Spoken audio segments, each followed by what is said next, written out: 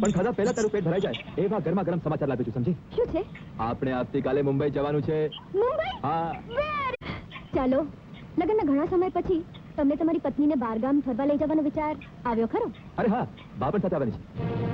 વાહ, ગમે તે વાત હોય, બા તો વચ્ચે આવવાના જ. તમને તમારી બા વગર એક પણ દિવસ ચાલતું હોય એમ લાગતું નથી. આપણે હરિદ્વાર કે કાશી જઈ રહ્યા છીએ કે બાને પણ લઈ જાઓ છો? એમાં આટલી બધી ગુસ્સા શું થાય છે?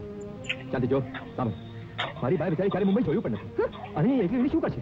ઠીક છે, ઠીક છે, જઈને કપડાં બદલો, જમવાનું તૈયાર છે.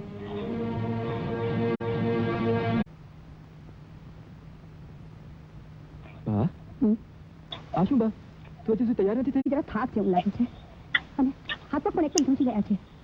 મને લાગે છે કે મારાથી તમારી સાથે નહીં અવાય બેટા. ડોક્ટરને બોલો. એ આવીને શું કરશે બેટા? ઇન્જેક્શન આપીને આરામ કરવાનું જ ને. એના કરતા મને જ આરામ કરવા દે ને.